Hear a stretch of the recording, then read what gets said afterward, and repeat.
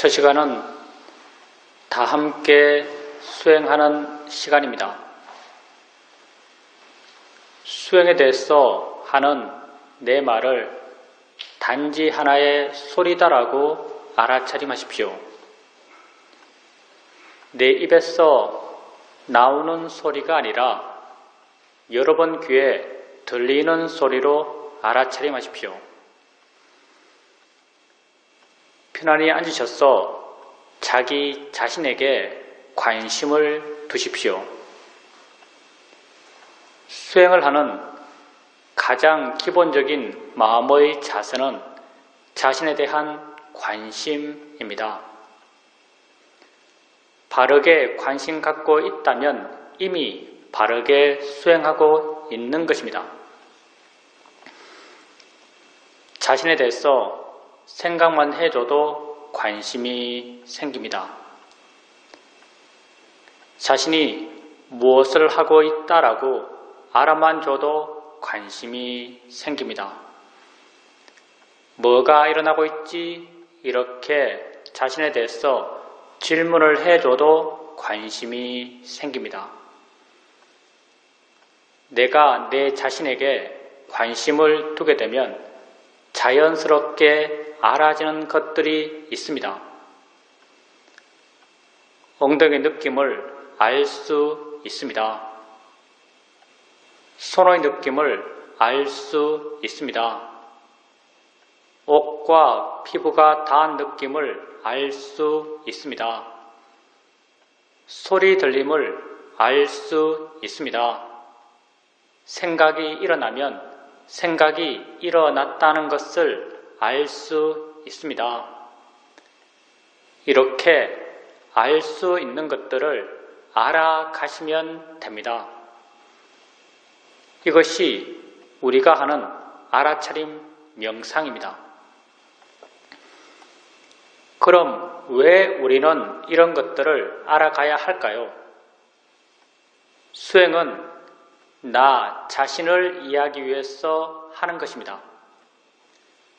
나는 어떤 존재일까요? 지금 자신을 한번 바라봐 보십시오. 여러분은 어떤 존재입니까? 나는 과거에 있지 않고 미래에 있지 않고 지금 현재 여기에 있는 존재입니다. 나는 오직 여기 이 순간을 살아갈 뿐입니다. 이 순간 나의 삶이란 무엇인가요? 여러분은 무엇을 하면서 이 순간을 살아가고 계십니까? 나는 보면서, 들으면서, 느끼면서, 생각하면서 이 순간을 살아갑니다. 그렇지만 보는 나, 듣는 나, 느끼는 나, 생각하는 내가 따로 있지 않습니다.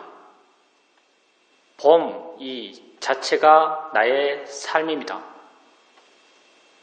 들음 이 자체가 나의 존재입니다. 느낌의 진행 이 자체가 내 삶의 진행입니다. 생각의 진행 이 자체가 내 존재의 진행입니다. 나는 이 순간 일어나고 있는 6가지 감각기관, 눈, 코, 귀, 입, 몸, 마음에서의 알의 일어남의 존재입니다. 나는 지금 알아감으로 지금 살아간다라고 말할 수 있습니다. 나를 이해하기 위해서 이러한 알의 일어남, 존재의 진행을 알아가고 이해해 가야 합니다. 엉덩이에 느낌 있을 때 느낌 있다라고 아십시오. 느낌의 일어남이 곧 내 삶의 일어남입니다. 손에 느낌 있을 때 느낌 있다라고 아십시오. 손과 엉덩이란 것은 중요하지 않습니다.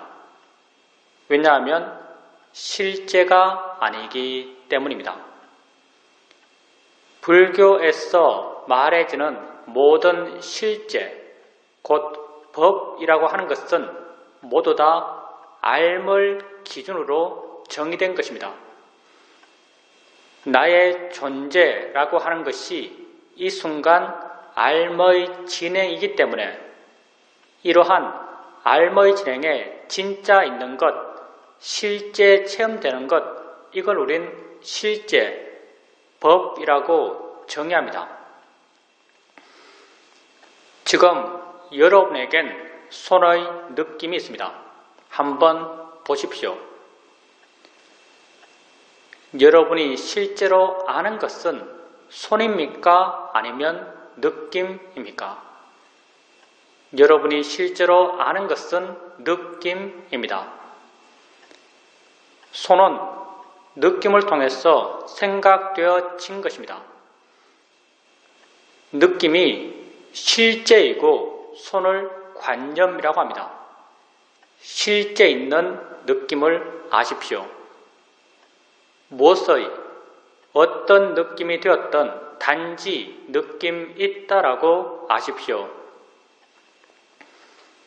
느낌을 단지 느낌이다라고 이해할 수 있다면 느낌이 만들어내는 모든 관념들, 손의 느낌, 엉덩이 느낌, 아픈 느낌, 괴로운 느낌, 이러한 모든 관념들로부터 우리는 자유로울 수 있습니다. 실제는 다 느낌이기 때문입니다.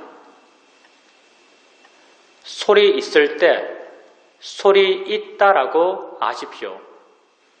그 소리가 새 소리든 바람 소리든 자동차 소리든 그건 중요하지 않습니다.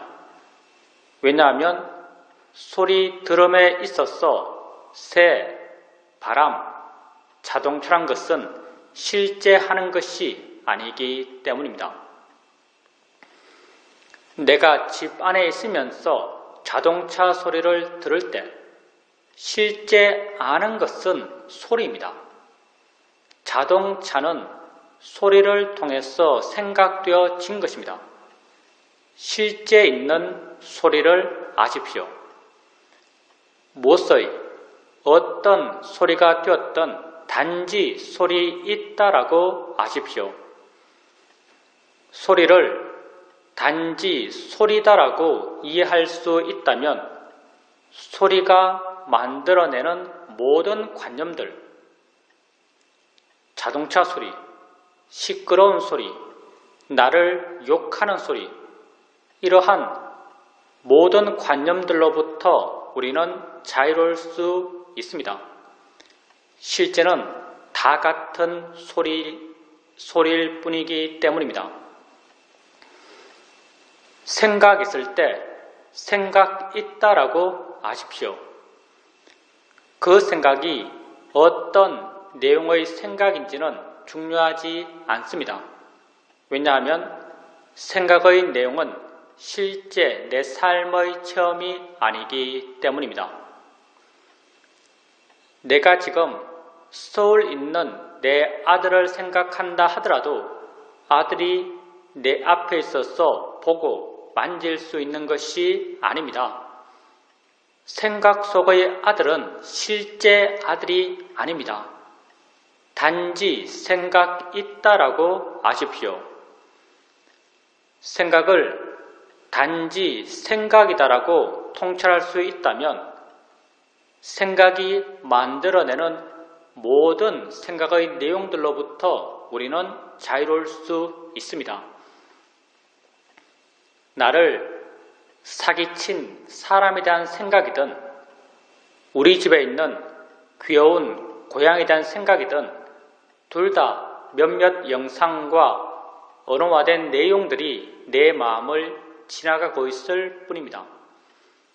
그 어떤 생각도 실제의 물리력을 갖고 있지 않습니다.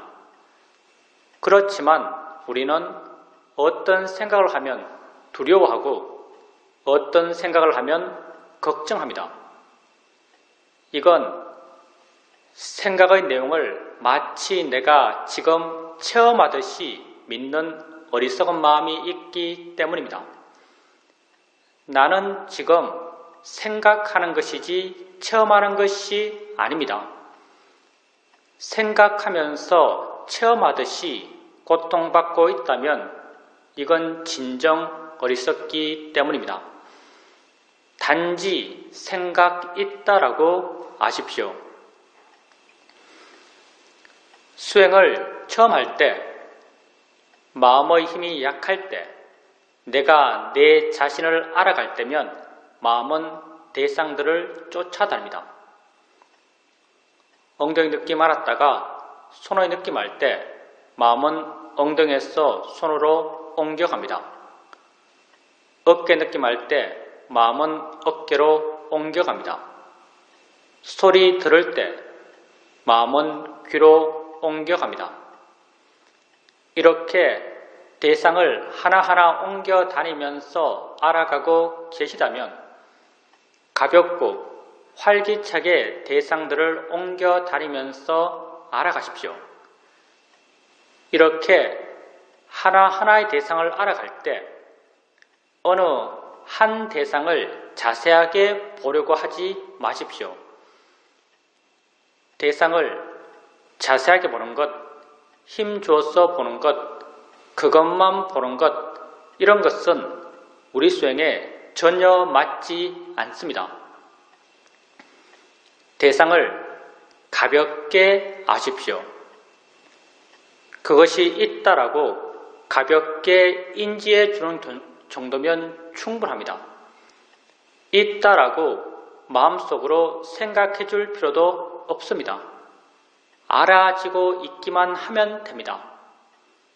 이렇게 가볍게 있다라고 알게 되면 수행하는 마음이 가볍습니다. 다른 대상이 쉽게 드러납니다.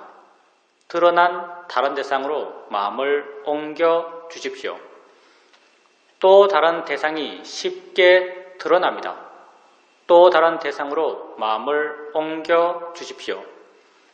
이렇게 가볍게 알아차림하고 쉽게 대상을 바꿔가면서 알아차림해 가십시오.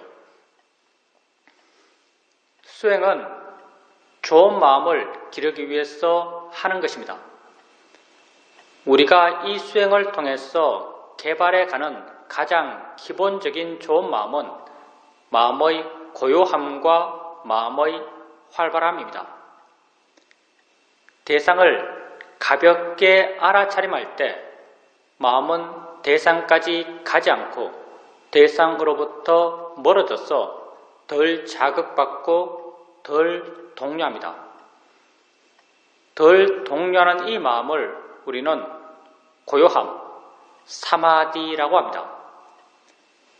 대상을 가볍게 알 수 있으면 알 수 있을수록 마음의 고요함의 힘은 점점 좋아집니다. 대상을 쉽게 바꿔갑니다. 마음은 깨어있고 힘이 있고 활기찹니다.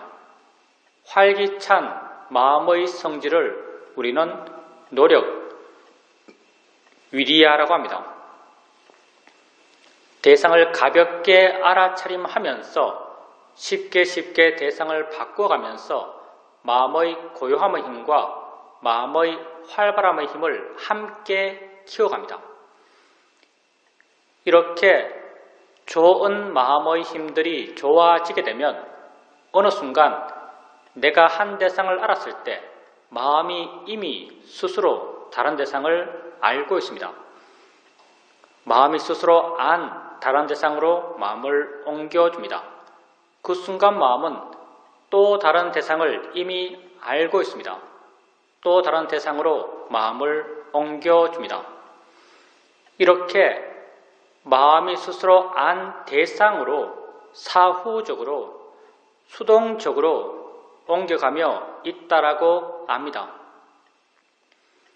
수동적 알아차림이 점점 자연스러워지고 점점 부드러워지고 점점 빨라져 갑니다. 내가 한 대상 한 대상을 띄엄띄엄 옮겨가며 알아갈 땐 그 대상들을 옮겨 다니는 마음의 힘은 나의 힘처럼 느껴졌습니다. 수동적 알아차림이 점점 자연스러워지고 빨라져 갈 때 그 대상들을 옮겨 다니는 마음의 힘은 나의 힘이 아닌 마음의 내재적 순발력처럼 느껴집니다. 수행에서 나의 개입, 나의 노력이 점점 줄어들어 가는 것입니다. 불교 수행의 바른 길을 말할 때 그 하나가 내가 줄어들어 가는 길이라고 말할 수 있습니다. 수동적 알아차림을 통해서 마음의 고요함의 힘과 활발함의 힘은 더욱 좋아집니다. 이렇게 좋은 마음의 힘들이 좋아지게 되면 어느 순간 내가 알려는 마음을 전혀 내지 않는데도 여러 대상들이 자연스럽게 알아집니다. 나는 그 각각의 대상을 알려는 마음을 전혀 내지 않습니다. 각각의 대상들은 자신들의 고유한 성질대로 알아지고 있고 각각의 대상들과 함께 일어나는 각각의 마음들은 또한 자신들의 고유한 성질대로 알고 있습니다. 나는 단지 물러나서 이 여러 일어남들을 지켜볼 수 있습니다.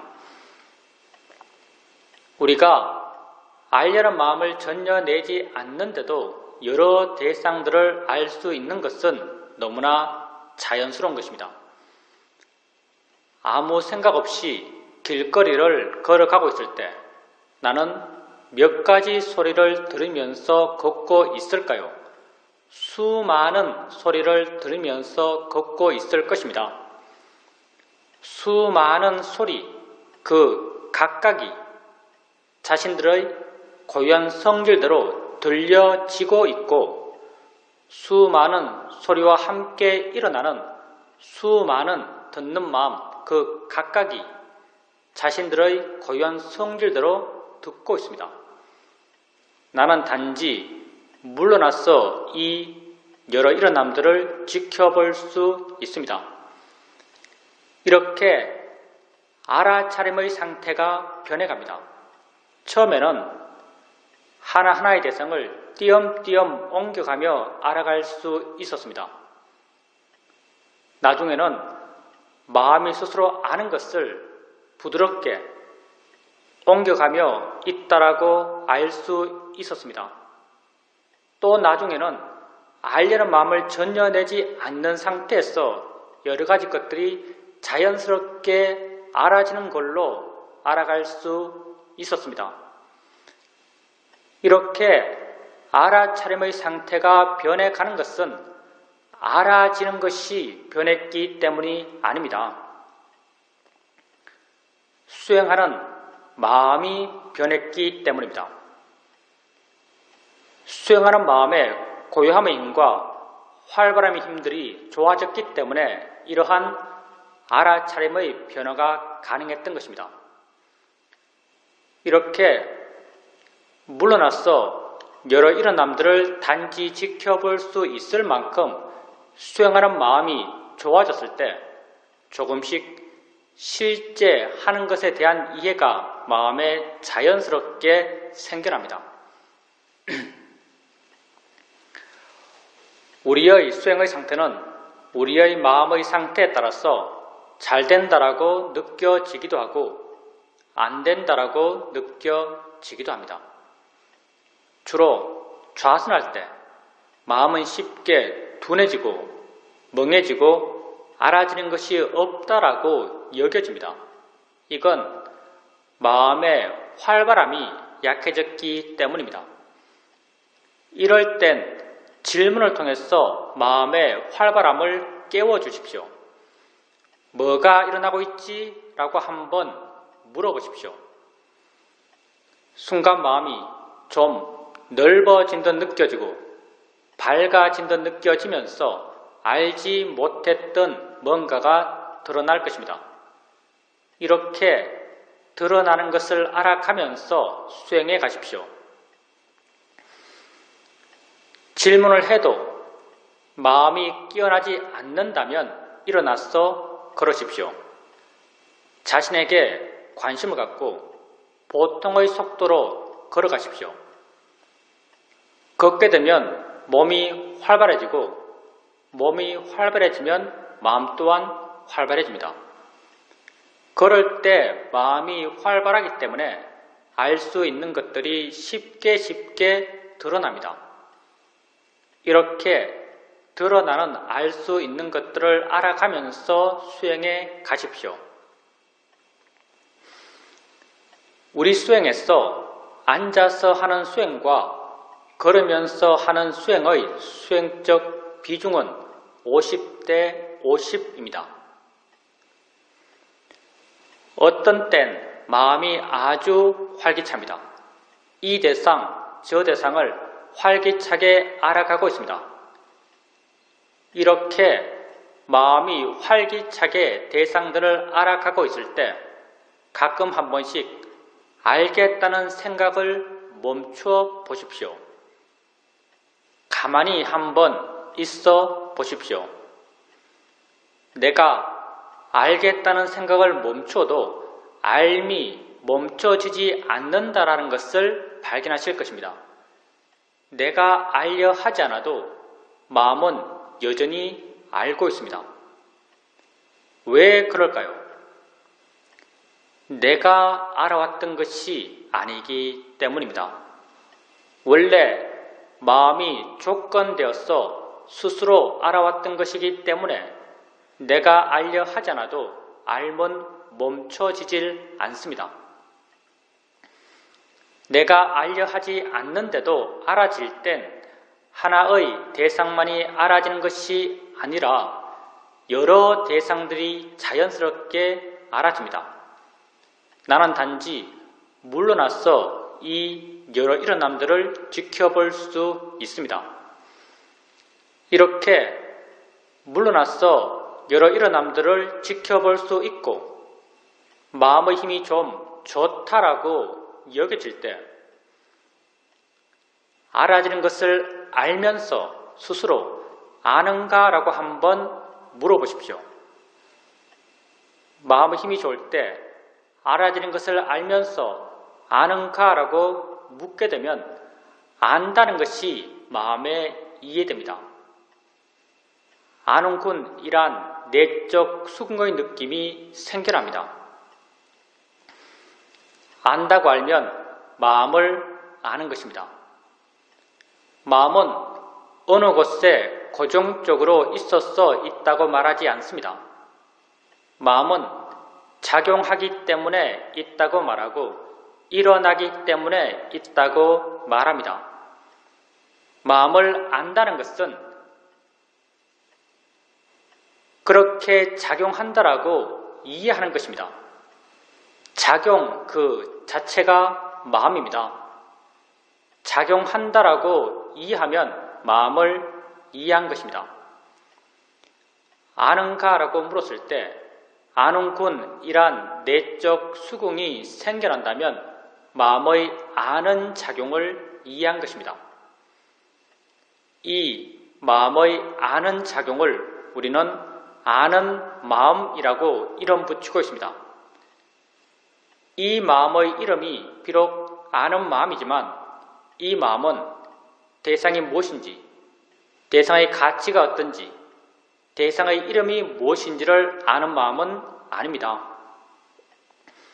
이 마음은 단지 대상과 함께 있는 마음이고 단지 대상에 의지해 존재하는 마음입니다.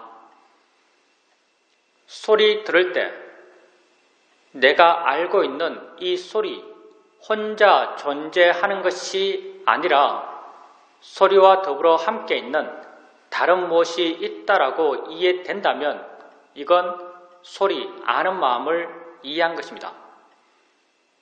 느낌할 때 내가 알고 있는 이 느낌 혼자 존재하는 것이 아니라 느낌에 의지해 존재하는 다른 무엇이 있다라고 이해된다면 이건 느낌, 아는 마음을 이해한 것입니다. 아는 마음은 우리가 세상을 살아오면서 알아왔던 많은 것들과 그 기본적 성질이 전혀 다릅니다. 우리는 세상에서 많은 것을 알면서 살아왔습니다.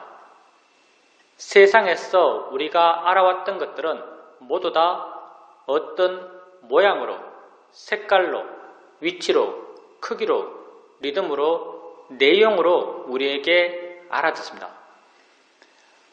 우리가 세상에서 안 이런 위치, 모양, 색깔, 크기, 리듬, 내용들은 모두 다 관념입니다. 관념이라고 하는 것은 알의, 진행의 존재인 내게 진짜 있는 것들이 아닌 것입니다. 내 마음으로 해석해서 만들어낸 것들입니다. 우리는 세상 속에서 오직 관념만을 알면서 살아왔습니다. 그리고 이런 관념들을 내 밖의 진짜라고 믿었습니다. 진짜라고 믿었기 때문에 어떤 것에 대해서는 조음의 가치를 부여하며 욕심내었고 어떤 것에 대해서는 나쁨의 가치를 부여하며 화를 냈습니다. 그렇게 욕심과 화 가운데에서 나는 고통받아 왔습니다.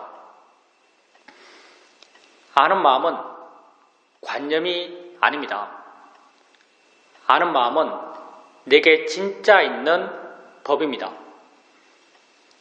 지금 여러분에겐 엉덩이에 느낌이 있습니다. 여러분은 어떻게 느낌 있다라고 말할 수 있을까요? 그 느낌을 알기 때문입니다. 분명 느낌 아는 무엇이 있습니다. 근데 이 무엇은 어디에 있나요? 얼마나 큰가요? 어떤 색깔인가요? 어떤 모양인가요?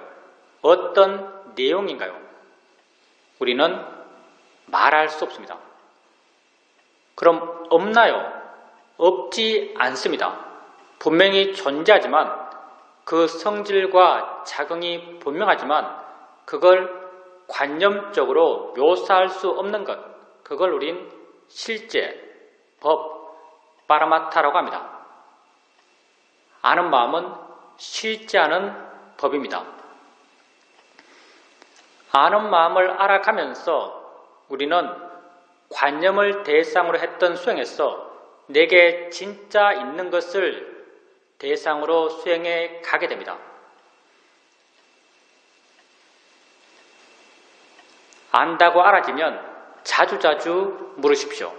아는가 묻고 안다는 걸 확인하고 아는가 묻고 안다는 걸 확인해 가십시오.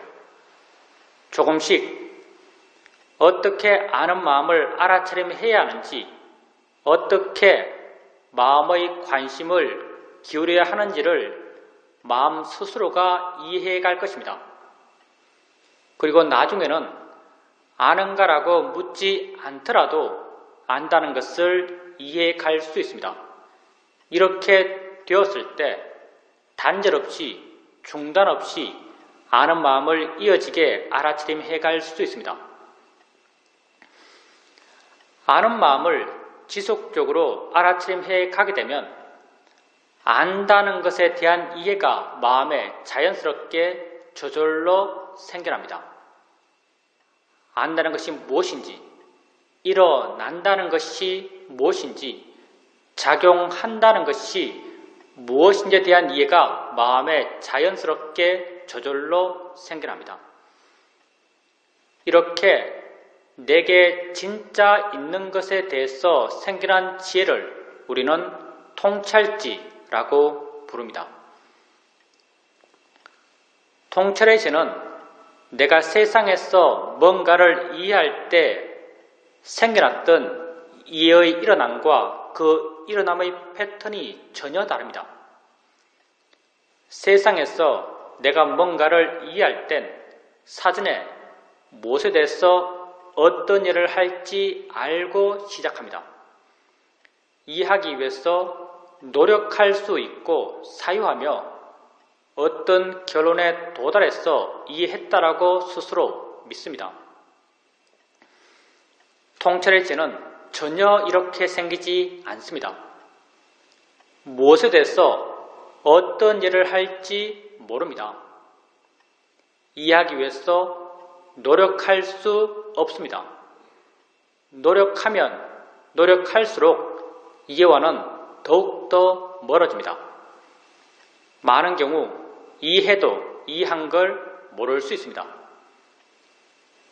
왜냐하면 통찰의 지혜는 마음이기 때문입니다. 마음은 내 것이 아닙니다. 내가 일어나게 해서 일어날 수 있는 것이 아닙니다. 마음은 자신이 일어날 수 있는 조건이 갖춰지면 스스로 생겨나서 자기 할 일을 스스로 해나가는 법입니다. 눈을 뜨면 보는 마음은 생겨나서 보는 일을 스스로 해나갑니다. 소리 있으면 듣는 마음은 생겨나서 듣는 일을 스스로 해나갑니다. 통찰의 지혜의 마음 또한 자신이 생겨날 수 있는 조건이 갖춰지면 스스로 생겨나서 자기 할 일을 스스로 해나갑니다. 통찰의 지혜가 하는 일은 언제나 내 마음을 대상으로부터 멀어지게 하고 가볍게 하고 부드럽게 하고 자유롭게 해주는 역할을 합니다. 따라서 우리가 수행을 한다는 것은 지혜가 나기 위해서가 아닙니다. 지혜 날 수 있는 마음의 조건을 만들기 위해서입니다. 붓다는 지혜 날 수 있는 마음의 조건을 경전해서 사여의족, 오근, 오력, 칠각지, 팔정도 이렇게 다양한 조건을 말씀하고 있습니다. 지혜 날 수 있는 마음의 조건을 만들기 위해서 지속적으로 해나가는 것은 알아차림입니다. 알아차림 해갑니다. 바른 알아차림의 마음의 힘이 점점 좋아져 갑니다. 바른 알아차림의 마음의 힘이 좋아지게 되면 마음은 점점 알아차려지는 대상으로부터 멀어집니다. 대상으로부터 덜 자극받고 덜 동요합니다.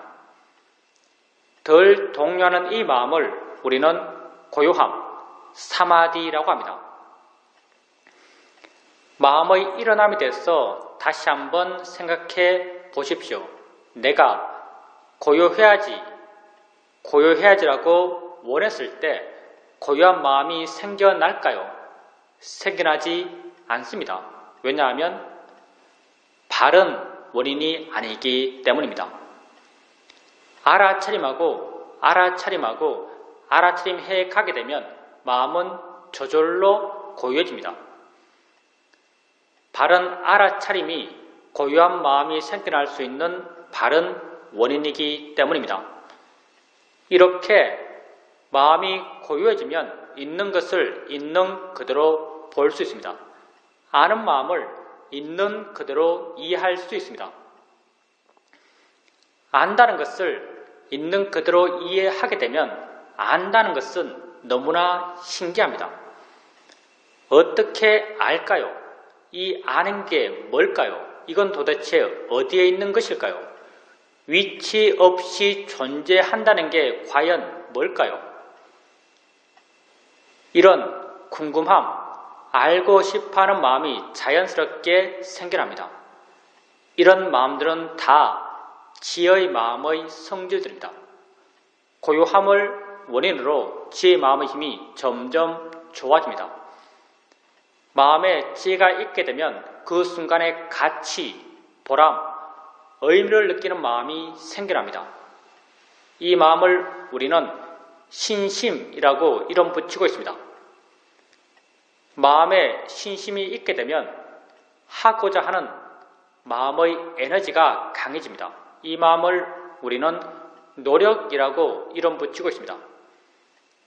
노력의 마음의 힘이 좋아지면 알아차림하고자 하는 마음의 힘 또한 함께 좋아져 갑니다.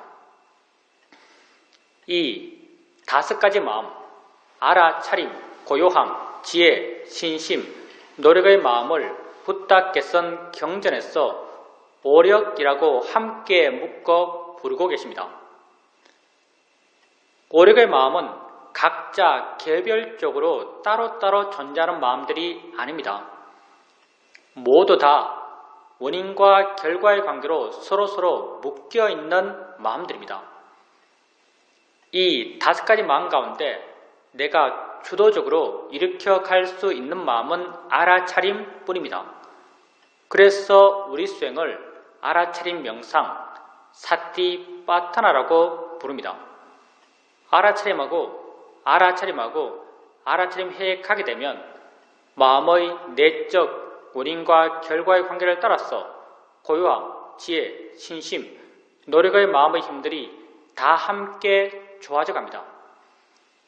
이런 오력이 다 함께 좋아져서 서로 균형을 이루어갈 때 그 좋은 마음의 균형을 조건으로 통찰해지는 스스로 생겨나서 자기 할 일을 스스로 해나갑니다.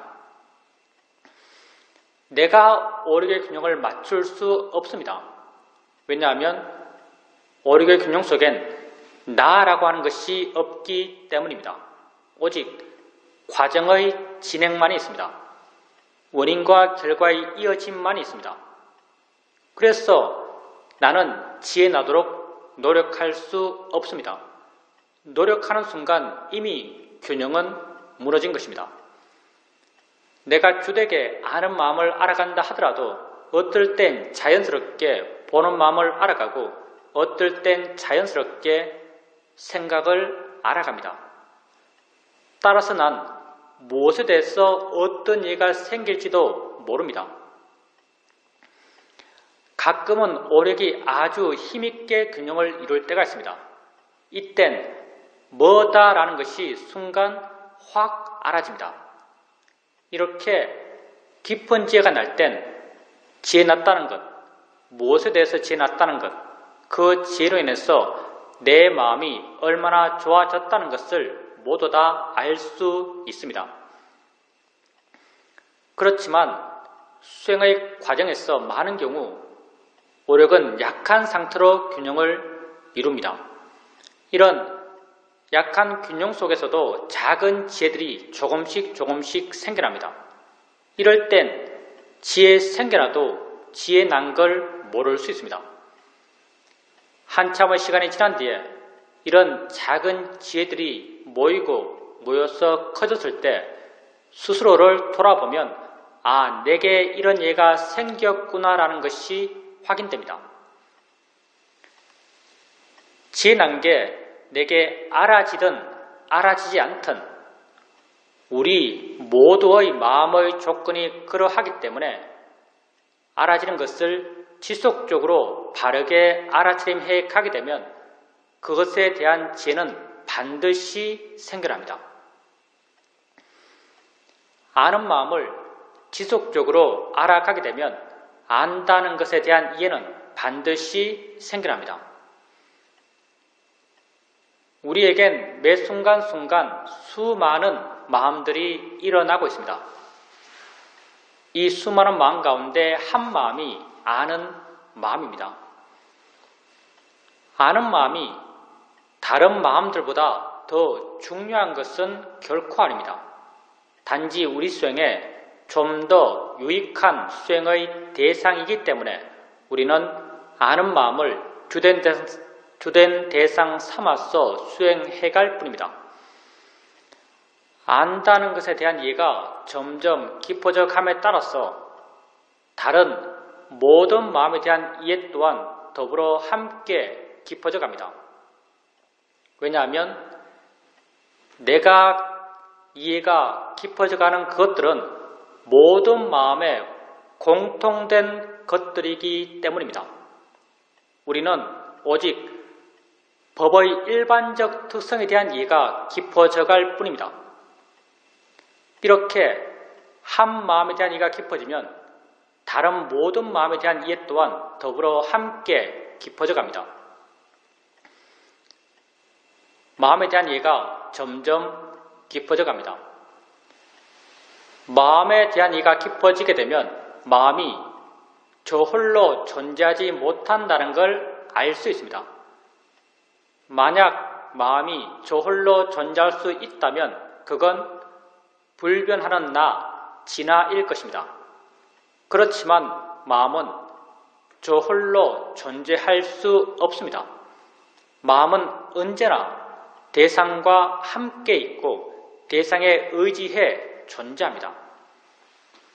아는 마음은 알아지는 대상과 함께 있고 알아지는 대상에 의지해 존재합니다. 알아지는 대상이 있을 때 아는 마음 또한 존재하고 알아지는 대상이 없을 때 아는 마음 또한 존재할 수 없습니다. 붓다는 연기를 설명하실 때 이것이 있으므로 저것이 있고 이것이 없으면 저것 또한 없다라고 하시면서 연기를 설명하셨습니다. 아는 마음과 알아지는 대상의 관계는 바로 연기적 관계입니다. 안다는 것에 대한 이해가 점점 깊어져 감에 따라서 알아진다는 것에 대한 이해 또한 더불어 함께 깊어져 갑니다. 이 둘은 톱니의 양축처럼 함께 물려 돌아가고 있습니다. 한쪽에 대한 이해가 깊어지면 다른 쪽에 대한 이해가 깊어지지 않을 수가 없습니다. 이렇게 아는 마음과 알아지는 대상 그리고 이 둘의 함께 있음에 대한 이해가 점점 깊어져 갑니다. 알아지는 대상, 아는 마음, 대상과 마음 이 둘은 여기 이 순간을 살아가는 내 삶의 모든 것입니다. 나는 여기 이 순간을 살아갑니다. 이 순간 나의 삶이란 이 순간 나의 삶입니다. 이러한 삶은 눈, 코, 귀, 입, 몸, 마음 6가지 감각기관에서 지금 일어나고 있습니다. 이 6가지 감각기관에서의 모든 삶의 일어남은 다 대상과 마음의 함께 일어남입니다. 보면서 나는 여기 이 순간을 살아갑니다. 봄의 일어남은 무엇 하나가 있어서 가능한 것이 아닙니다. 보여지는 대상이 있고 보는 마음이 있어서 이 둘이 연기적으로 함께 어울려 일어나며 봄이 가능합니다. 대상과 마음의 함께 일어남입니다. 들으면서 나는 여기 이 순간을 살아갑니다. 들음의 일어남 또한 무엇 하나가 있어서 가능한 것이 아닙니다. 들려지는 소리가 있고 듣는 마음이 있어서 이 둘이 서로 어울려 함께 일어나며 들음이 가능합니다. 대상과 마음의 함께 일어남입니다. 6가지 감각기관에서의 모든 삶의 일어남들은 다 대상과 마음의 함께 일어남입니다. 그래서 붓다께서 우리 존재를 설명하실 때 안, 이, 비, 설, 신의 색성향, 미촉, 법으로 우리를 설명하신 것입니다. 이러한 6가지 감각기관에서의 모든 삶의 일어남들, 대상과 마음의 함께 일어남은 아는 마음과 알아지는 대상의 함께 일어남과 같은 연기 구조입니다. 안다는 것과 알아진다는 것에 대한 이해가 깊어져 감에 따라서 다른 모든 삶의 일어남에 대한 이해 또한 더불어 함께 깊어져 갑니다. 다 같은 성질들이기 때문입니다. 이렇게 나는 6가지 감각기관에서의 삶의 일어남으로 현재를 살아가는 나 자신에 대한 이해를 점점 더 깊이 해 나가게 됩니다.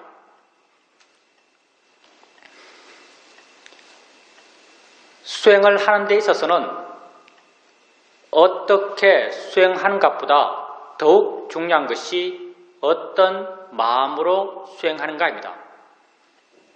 바른 마음으로 수행하는 것이 가장 중요합니다. 모든 마음은 대상을 갖습니다. 바른 마음 또한 대상에 대한 바른 마음입니다. 수행에서 대상이란 곧 나 자신이고 나랑 곧 이 순간 일어나고 있는 6가지 감각기관에서의 알머의 일어남입니다. 이런 일어남에 대해서 바른 마음이 되기 위해서는 이 일어남에 대해서 바른 견해를 갖고 있어야 합니다. 붓다는 우리가 우리 자신에 대해서 가져야 할 바른 견해로 무상, 고, 무아를 말씀하십니다. 우리는 붓다가 제시하신 이 3가지 바른 견해 가운데 무아적 시각을 중심으로 수행해 가고자 합니다. 무아라는 말이 너무나 함축적이고 많은 오해의 가능성을 갖고 있기 때문에 우리는 무아라는 말 대신 자연의 이치다란 말을 사용합니다. 자연의 이치란 말은 무아라는 말의 내적 의미입니다. 일어나는 모든 것은 자연의 이치입니다. 조건 따라 일어난 것입니다. 일어날 수밖에 없었기 때문에 일어난 것입니다. 무아적 현상입니다. 내가 한 것이 아닙니다. 바닥에 손을 대면 느낌이 일어납니다. 느끼지 않겠다라고 하더라도 느끼지 않을 수가 없습니다. 누가 느낄까요? 느끼는 마음이 느낍니다. 닿기 전에 느끼는 마음은 있었을까요? 닿기 전에 느끼는 마음은 없었습니다. 닿는 순간 그 다음을 조건으로 느끼는 마음은 스스로 생겨나서 자기 할 일인 느끼는 작용을 스스로 해나갑니다. 나는 이러한 느낌의 일어남과 느낌의 진행을 통제할 수 없습니다. 느낌의 일어남은 자연의 이치로 일어난 것입니다. 느낌을 알아갈 때 자연의 이치 달한 바른 견해가 수행하는 마음에 있어야 합니다. 눈을 뜨면 봅니다. 보지 않을 수가 없습니다. 소리 있으면 듣습니다. 듣지 않을 수 없습니다. 우리는 내가 듣기 싫은 소리도 들어야 합니다. 왜냐하면 내가 듣는 것이 아니기 때문입니다. 자연의 이치로 일어난 것입니다. 냄새 나는 것 코 가까이 오면 냄새 납니다. 입에 맛나는 것 넣으면 맛이 납니다. 모를 수가 없습니다. 자연의 이치로 일어난 것입니다. 생각할 것이 있으면 마음은 생각합니다. 생각하지 말아야지라고 해서 생각하지 않을 수 있을까요? 우린 살아오면서 이런 경우를 종종 만납니다. 어떤 사람에게 아주 강하게 화가 났습니다. 돌아서서 홀로 되었는데도 여전히 그 사람 생각하며 화내며 괴로워하고 있습니다. 이때 우린 종종 이런 판단을 합니다. 그 사람과 이미 헤어졌고 나 혼자 있으면서 그 사람 생각하고 화내고 괴로워하는 것은 나만 손해다. 그 사람 생각 이제 그만하자. 이렇게 결심합니다. 이렇게 결심했을 때 그 사람 생각을 그만둘 수 있던가요? 우리는 그만둘 수 없습니다. 처음에 아주 잠깐 그만하자라는 결의의 마음의 힘으로 생각 일어남을 짧게 눌러둘 수 있지만 조금의 시간이 지나면 나도 모르게 그 사람 생각하며 화내며 괴로워하고 있는 나 자신을 발견하게 됩니다. 내가 하기 싫은 생각, 하면 괴로운 생각, 하지 않겠다라고 결심한 생각을 나는 안 할 수가 없습니다. 왜냐하면 생각을 내가 하는 것이 아니기 때문입니다. 그 사람과 관련된 마음의 조건이 이미 강하게 형성되어 있고 그 조건 속에서 생각하는 마음이 스스로 생겨나서 생각하는 일을 스스로 해 나가기 때문에 나는 그 생각 일어남을 통제할 수 없습니다. 생각의 일어남은 자연의 이치로 일어난 것입니다. 일어나는 것을 알아갈 때 자연의 이치에 달한 바른 견해를 생각으로 자주자주 일으켜 주십시오. 우린 또 여러분에게 알 수 있는 모든 것은 단지 대상일 뿐이다란 바른 견해를 제시합니다. 단지 대상일 뿐입니다. 내가 좋아할 것도 싫어할 것도 아닙니다. 우리는 눈을 뜨고 세상을 봅니다. 다양한 모양, 다양한 색깔, 다양한 형태들이 내게 보입니다. 나는 내가 보아 아는 이것들이 내 바깥에 실존적으로 존재한다라고 믿습니다. 내 바깥 객관 세계를 내가 직접 보아 안다라고 믿습니다. 과연 우리가 우리 바깥 객관 세계를 직접 알면서 살까요? 우리는 이렇게 살지 않습니다. 우리 바깥 객관 세계를 알면서 사는 것이 아니라 내 안에서 주관적으로 해석된 세상을 알면서 살고 있습니다. 지금 내 앞에 이런 모양, 이런 크기의 자동차가 있습니다. 눈을 뜨고 봅니다. 나는 내가 보아 아는 이 자동차가 내 바깥에 실제 있다라고 믿고 있고 내 밖의 자동차를 내가 직접 보아 안다라고 믿습니다. 만약 내 밖의 자동차를 내가 직접 보아 안다면 내 눈에서 뭔가가 나가야 합니다. 그게 빛이든 초음파든 촉수든 나가서 내 바깥에서 그걸 접하고 내 바깥에서 그것의 정보를 취해서 안다면 직접 본다라고 할 수도 있을 것입니다. 그렇지만 우린 명백하게 이렇게 보지 않습니다. 내 눈에서 뭔가 나가는 것이 아니라 내 눈을 향해서 뭔가가 옵니다. 오고 있는 것은 분명한데 이 오고 있는 것이 자동차인가요? 자동차가 아닙니다. 어떤 색깔인가요? 색깔이 없습니다. 어떤 형태인가요? 어떤 모양인가요? 우리는 말할 수 없습니다. 오고 있다는 그 성질과 작용은 분명하지만 그걸 관념적으로 묘사할 수 없습니다. 실제는 법, 파라마타이기 때문입니다.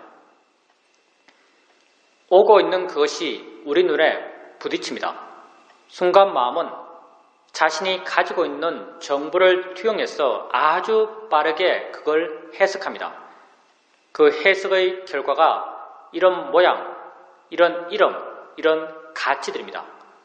바로 내가 아는 자동차입니다. 내가 아는 자동차는 어디에 있나요? 내 바깥에 있나요? 아니면 내 마음 안에 있나요? 내 마음 안에 있습니다. 내 마음 안에 해석되어 만들어진 이 자동차에 대해서 내가 조음의 가치를 부여하며 욕심내는 게 합당할까요? 싫음의 가치를 부여하며 화를 내는 것이 합당할까요? 합당하지 않습니다. 어리석은 일입니다. 그래서 우린 이런 것들에 대해서 대상일 뿐이다란 바른 견해를 갖고 알고자 합니다. 보여지는 모든 것은 단지 대상일 뿐입니다.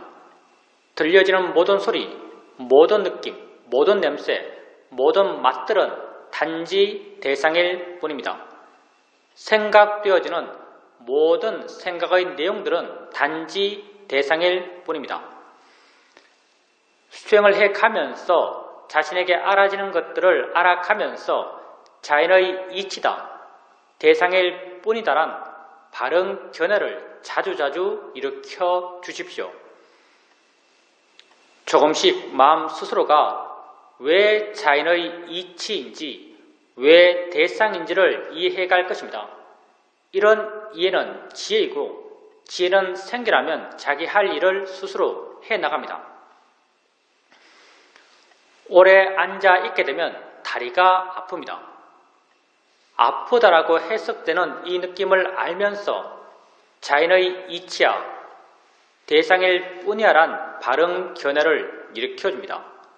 순간 마음은 그 느낌으로부터 좀 물러난 듯 느껴지고 가벼워진 듯, 부드러워진 듯, 밝아진 듯 느껴집니다.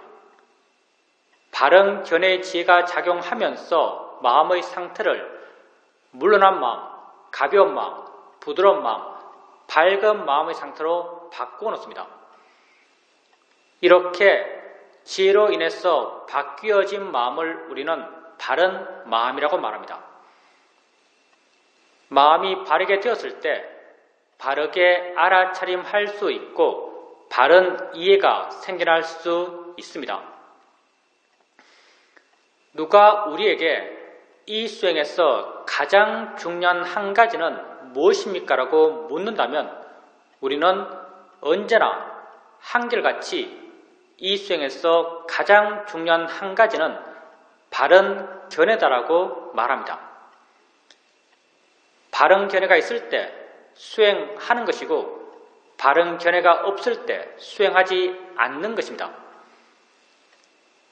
수행하는 마음에 바른 견해가 있도록 하십시오. 항상 자기 자신에게 관심을 두십시오. 나는 내가 아는 세상 속에서 살아가고 있습니다. 내가 아는 세상은 다 내 안의 세상입니다. 나 이외에 무엇에 관심 두겠습니까? 진정 관심 둬야 할 대상은 나 자신입니다. 자신에게 관심을 두십시오. 나는 이 순간 일어나고 있는 6가지 감각기관에서의 알머의 일어남의 존재입니다. 이러한 일어남을 자연의 이치다, 대상일 뿐이다란 바른 견해를 일으켜주면서 알아가십시오.